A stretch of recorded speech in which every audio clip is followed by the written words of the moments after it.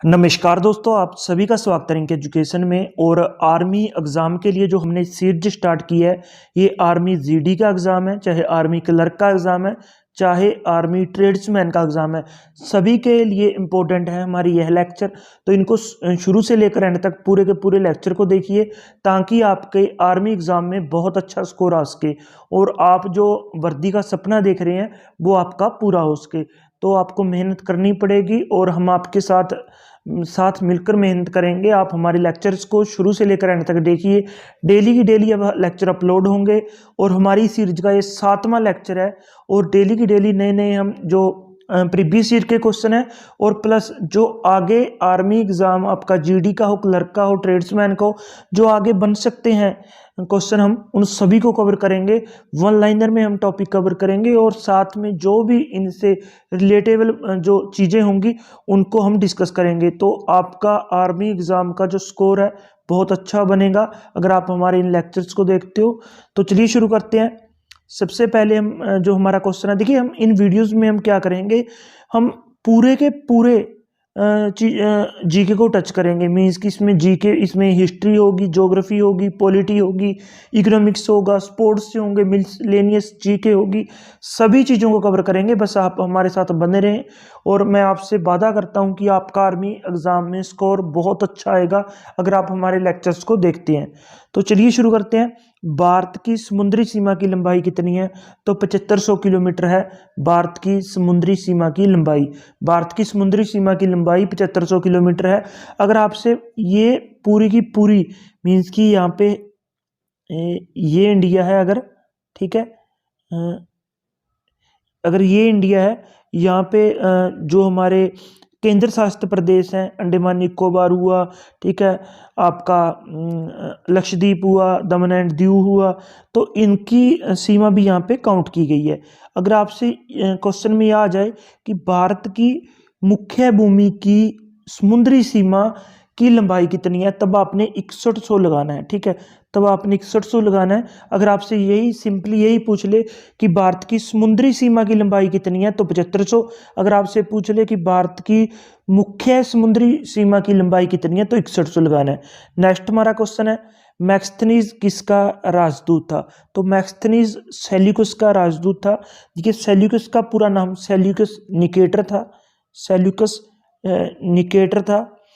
और इनका बहुत चंद्रगुप्त मौर्य के समय में, जिस टाइम चंद्रगुप्त मौर्य का भारत पे जो शासन चल रहा था, उसी के समकालीन सेल्यूकस निकेटर का शासन चल रहा था। सेल्यूकस निकेटर कौन था? सेल्यूकस निकेटर सिकंदर का प्रमुख सेनापति था। ठीक है, तो सेल्यूकस निकेटर का शासन चल रहा था। इधर इंडिया में इसका चंद्रगुप्त मौर्य का शासन चल रहा था। तो इनका आपस में युद्ध होता है और युद्ध में सेल्यूकस निकेटर चंद्रगुप्त मौर्य से हार जाते हैं।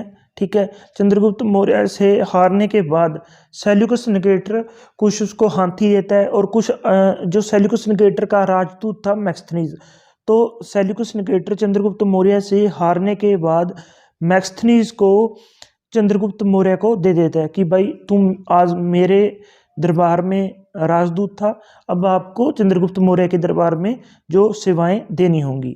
तो ये था पूरा इनका जो हिस्ट्री थी मैक्सथनीज और सेल्यूकस निकेटर की। कथकली किस राज्य का नृत्य है? तो कथकली केरल राज्य का नृत्य है। और नृत्य से बहुत सारे क्वेश्चन बन रहे हैं। अगर आप पिछले एग्जाम उठाकर देखेंगे, नृत्य से क्वेश्चन बन रहे हैं। और जिनकी सीमाएं जहाँ पे जिन राज्यों में आर्मी डिप्लॉयड है, जिन राज्यों में आर्मी सीमाओं पर खड़ी है, उन राज्यों से बेसिकली क्वेश्चन काफ़ी बन रहे हैं। ठीक है, तो नेक्स्ट हम क्वेश्चन डिस्कस करते हैं कि कौन भारत का प्रमुख चाय उत्पादक देश है। नहीं, देखिए यहाँ पे पूछा गया भारत का प्रमुख चाय उत्पादक राज्य कौन सा है। ठीक है, भारत का प्रमुख चाय उत्पादक राज्य है असम। ठीक है, असम भारत का प्रमुख चाय उत्पादक राज्य है। अगर जिला पूछ ले आपसे कि भारत का सबसे ज़्यादा चाय उत्पादक जिला कौन सा है, तो वो दार्जिलिंग है, वेस्ट बंगाल का। अगर आपसे ये पूछ ले क्वेश्चन कि दुनिया का सबसे बड़ा चाय उत्पादक देश कौन सा है, तो वो है चाइना। ठीक है, चाइना सबसे बड़ा चाय उत्पादक देश है। और आपका सबसे बड़ा चाय उत्पादक राज्य भारत है। चाय उत्पादक राज्य असम है। सबसे बड़ा चाय उत्पादक जिला कौन सा है भारत का? तो वो दार्जिलिंग है। माउंट एवरेस्ट पर चढ़ने वाली दूसरी महिला कौन है? तो संतोष जाधव है माउंट एवरेस्ट पर चढ़ने वाली भारत की दूसरी महिला। भारतीय राष्ट्रीय कांग्रेस की प्रथम महिला अध्यक्ष कौन है? Annie Besant. Annie Besant Bharat की प्रथम कांग्रेस की प्रथम महिला अध्यक्ष हैं एनी बेसेंट, ठीक है। ये आयरलैंड से थी। होम रूल आंदोलन जो 1916 में चला था बाल गंगाधर तिलक के साथ, तो वे इनके साथ मिलकर ही होम रूल आंदोलन चलाया था। और ये आयरलैंड की थी और भारत की आज़ादी में इन्होंने अपना बहुत योगदान दिया है। अगर आपसे पूछ ले कि कांग्रेस की स्थापना कब हुई थी, तो 1885 में, ठीक है। और जो सबसे पहला अगर अध्यक्ष पूछ ले तो ये है बिमोश चंद्र बैनर्जी, ठीक है। बिमोश चंद्र बैनर्जी भारत के सबसे पहले अध्यक्ष हैं कांग्रेस के। उसके बाद जिम कॉर्बेट पार्क कहाँ पे है? तो उत्तरांचल में है। जिम कॉर्बेट पार्क उत्तरांचल में है, जिसे उत्तराखंड भी बोलते हैं। अब पहले इसे उत्तरांचल कहते थे, अब उत्तराखंड बोलते हैं। जिम कॉर्बेट पार्क उत्तरांचल में है, उत्तराखंड में है, ठीक है। और वहाँ पे मोदी जी की जो डिस्कवरी पे मैन वर्सेस वाइल्ड के साथ शो आता है, वो भी वहीं पे शूट हुआ है, जिम कॉर्बेट पे, ठीक है। सोमनाथ मंदिर को किस मुसलमान आक्रमणकारी ने ध्वंस किया था? तो महमूद गजनवी ने सोमनाथ मंदिर को जो ध्वंस किया था 1025 और 1026 का ये टाइम है, ठीक है। सोमनाथ मंदिर को महमूद गजनवी ने नष्ट किया था, ध्वंस किया था, आक्रमण किया था। दादा साहब फाल्के पुरस्कार से सम्मानित प्रथम व्यक्ति कौन थे? देविका रानी, ठीक है। देविका रानी थी दादा साहब फाल्के से सम्मानित जो प्रथम व्यक्ति थी, देविका रानी थी, ठीक है। नेक्स्ट हमारा क्वेश्चन है, यूएनओ की स्थापना कब हुई थी? 1945 में यूएनओ की स्थापना हुई थी। हेडक्वार्टर अगर आपसे पूछ ले तो न्यूयॉर्क है, न्यूयॉर्क इनका हेडक्वार्टर है। भारत किस वस्तु का सबसे ज्यादा निर्यात करता है? अगर निर्यात की दृष्टि से देखा जाए तो भारत सबसे ज्यादा करता है सूती कपड़े का। तो सूती कपड़े का भारत सबसे ज्यादा निर्यात करता है। चना किस फसल के अंतर्गत आता है? तो दलहन। दलहन में जो फसलें आती हैं उनमें चना भी आता है, ठीक है।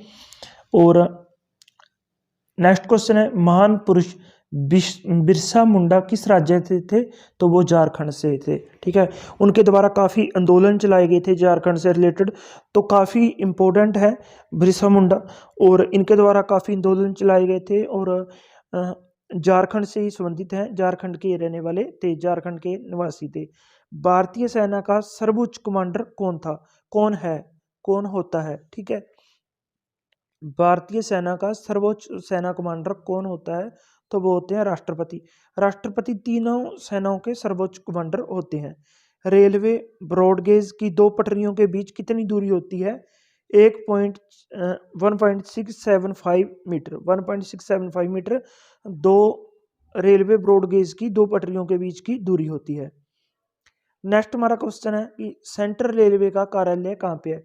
जो सेंट्रल रेलवे है उसका कार्यालय मुंबई में है। भारत का 29वां राज्य कौन सा था? तेलंगाना। तेलंगाना भारत का 29वां राज्य था, तेलंगाना। विश्व का सबसे विशालतम मारुस्थल कहाँ पे है? सहारा। सहारा विश्व का सबसे विशालतम मारुस्थल है, अफ्रीका महाद्वीप द्वीप में ये पड़ता है। भारत का सबसे बड़ा जो मारुस्थल है वो है थार मारुस्थल। और चाइना का जो सबसे बड़ा मारुस्थल है तो वो है गोबी का मारुस्थल, ठीक है। देश के 11वें राष्ट्रपति कौन थे? डॉक्टर अब्दुल कलाम देश के 11वें राष्ट्रपति थे। भारत के किस राज्य में रबड़ का सबसे ज्यादा उत्पादन होता है? तो केरल में सबसे ज्यादा उत्पादन होता है रबड़ का भारत में। भाखड़ा नांगल बांध किस राज्य में है? पंजाब में है भाखड़ा नांगल बांध, ठीक है। और सतलुज नदी के पास में ये बनाया गया है। जिम कॉर्बेट ये हमने डिस्कस कर लिया था इस स्लाइड को। उज्जैन शहर किस नदी के किनारे बसा हुआ है? तो शिप्रा नदी के किनारे बसा हुआ है उज्जैन। दल बदल कानून कब पारित हुआ था? तो 1985 को ये पारित हुआ था दल बदल कानून, ठीक है। गाना पक्षी अभयारण्य किस राज्य में है? तो राजस्थान में है। गाना पक्षी अभयारण्य, गाना पक्षी अभयारण्य राजस्थान में है। और कौन सीमांत गांधी के नाम से जाने जाते हैं? कौन सीमांत गांधी के नाम से जाने जाते हैं? खान अब्दुल गफ्फार खान। खान अब्दुल गफ्फार खान सीमांत गांधी के नाम से जाने जाते हैं। मौर्य साम्राज्य में सर्वप्रथम किस शासक की राजधानी पाटलिपुत्र थी? तो चंद्रगुप्त मौर्य की राजधानी पाटलिपुत्र थी। और उदयन के टाइम पे इनको पाटलिपुत्र बनाया गया था। उदयन के टाइम पे जो मगध की राजधानी थी उसको इसको उदयन ने बनाया था पाटलिपुत्र। ठीक है। मानवाधिकार दिवस कब है? तो 10 दिसंबर को मानवाधिकार दिवस मनाया जाता है। चंद्रगुप्त मौर्य के समय जो राजधानी थी चंद्रगुप्त मौर्य के शासन की वो पाटलिपुत्र थी, और जिसे आज का हम पटना बोलते हैं। ठीक है, तो आज का हम इसे पटना बोलते हैं। और नेक्स्ट हमारा क्वेश्चन है कि भारत में सर्वाधिक चावल उत्पादक राज्य कौन सा है? तो पश्चिम बंगाल। पश्चिम बंगाल ऐसा राज्य है जो भारत में सबसे अधिक चावल उत्पादन करता है। और छत्तीसगढ़ भी इस श्रेणी में, अब दोनों का कंपटीशन है, छत्तीसगढ़ का और पश्चिम बंगाल का। देखिए, जब भी कभी फसल के आंकड़े आते हैं तो आपको साल भर साल के देखने होते हैं। आप 2022 के अब हम देखेंगे, 2022 के चावल के जो आंकड़े आ जाएंगे मेरे हिसाब से वो आ जाएंगे आपके दिसंबर के आसपास। 2022 दिसंबर में चावल के आंकड़े आएंगे, क्योंकि जो चावल की फसल है वो अक्टूबर नवंबर में कटेगी, और उसके बाद जो उसके आंकड़े वगैरह, उनका जो कैलकुलेशन वगैरह होके दिसंबर में वो आंकड़े जो सरकार द्वारा प्रदर्शित कर दिए जाते हैं। परमाणु परीक्षण अधिकतर किस स्थान पर होता है? तो पोखरण में होता है परमाणु का परीक्षण। गीत गोविंद के रचयिता कौन थे? जयदेव। देखिए, गीत गोविंद एक पुस्तक थी, इसके रचयिता जयदेव हैं। काफी ज्यादा बार ये क्वेश्चन पूछा गया है, मोस्टली ये क्वेश्चन बहुत बार रिपीट होता है बहुत सारे एग्जामों में। ठीक है। भारत द्वारा प्रक्षेपित प्रथम उपग्रह था आर्यभट्ट। आर्यभट्ट जो भारत द्वारा प्रक्षेपित प्रथम उपग्रह था। भारत में सबसे ज्यादा स्वर्ण उत्पादन करने वाला राज्य कौन सा है? तो कर्नाटक है। भारत में सबसे ज्यादा स्वर्ण उत्पादन, जो सोने का उत्पादन सबसे ज्यादा कर्नाटक में होता है। डॉक्टर अब्दुल कलाम सर्वाधिक किस क्षेत्र में प्रसिद्ध हुए? तो विज्ञान में प्रसिद्ध हुए, और बहुत सारी मिसाइलें जो इन्होंने बनाई। ठीक है। और जो गाइडेड मिसाइल का इनका मिशन था, ठीक है, वो भी अब्दुल कलाम द्वारा बनाया गया। तो जो साइंस के क्षेत्र में इन्होंने बहुत सारी प्रसिद्धियां प्राप्त की, और बड़े महान पुरुष हैं ये। गौतम बुद्ध के पिता का नाम क्या था? सुद्धोधन, तो उनके पिता का नाम था। राष्ट्रीय युवा दिवस कब मनाया जाता है? तो 12 जनवरी को राष्ट्रीय युवा दिवस मनाया जाता है। ब्रिटिश द्वारा भारत में सर्वप्रथम बंदरगाह कहाँ स्थापित की गई थी? तो सूरत में स्थापित करी गई थी बंदरगाह। मेरे हिसाब से 1908 का ये, नहीं, 1608 का ये टाइम है। ठीक है, 1608 का टाइम है, और सूरत में सर्वप्रथम बंदरगाह स्थापित की गई थी 1608 में। मीन्स कि 1608 में इसका काम स्टार्ट हो गया था। ठीक है। अगर शुरुआत पूछे तो 1608 से हुई थी, जो सूरत में बंदरगाह थी। ठीक है। उसके बाद नेशनल डिफेंस एकेडमी, ठीक है, कहाँ पे है? खड़गसर, जो खड़गसवाला बासला है, वहाँ पे है एनडीए। ठीक है, नेशनल डिफेंस एकेडमी। ठीक है। उसके बाद किसे भारत का अपरिवर्तनीय नगर कहा गया? विश्व का अपरिवर्तनीय नगर कहा गया रोम को। देखिए, इसमें ये था कि जो जो इसकी हिस्ट्री थी, ये उसी को, जैसी बिल्डिंगें थी, जैसा इनका रहन सहन था, जैसा इनकी कल्चर था, वो उन्होंने वैसे का वैसा आज तक भी कायम रखा गया है। तो इसलिए अपरिवर्तनीय नगर इसको कहा गया है, रोम को। भारत का सर्वाधिक साक्षर राज्य कौन सा है? तो केरल। केरल भारत का सर्वाधिक साक्षर राज्य है। अगर साक्षरता की दृष्टि से सबसे निचले पायदान पे कौन सा है? तो वो होगा बिहार। भारत का सबसे लंबा बांध कहाँ पे है? तो हीराकुंड बांध भारत का सबसे लंबा बांध है। भारत का सबसे लंबा बांध हीराकुंड बांध है। फतेहपुर सीकरी का निर्माण किसने करवाया था? मुगल सम्राट अकबर ने फतेहपुर सीकरी का निर्माण करवाया था। चंद्रमा की सतह पर उतरने वाला प्रथम व्यक्ति कौन था? नील आर्मस्ट्रांग जो प्रथम व्यक्ति थे चंद्रमा की सतह पर उतरने वाले। हमने ये डिस्कस कर ली थी ये स्लाइड। इसमें मैक्सथनीज के बारे में मैंने आपको बता दिया था कि सेल्यूकस निकेटर का सेल्यूकस निकेटर का राजदूत था मैक्सथनीज। ठीक है। उसके बाद कथकली किस राज्य का नृत्य है? तो केरल का नृत्य है। उज्जैन किस नदी पे है? क्षिप्रा नदी पे है। तो आर्मी की अगर आप प्रेपरेशन करना चाहते हो, आर्मी जीडी की, आर्मी क्लर्क की, आर्मी ट्रेड्समैन की, तो हमारे साथ जुड़े रहें, ताकि आपकी बहुत अच्छे से यहाँ पे तैयारी हो जाए। आज की वीडियो में बस इतना ही। धन्यवाद दोस्तों।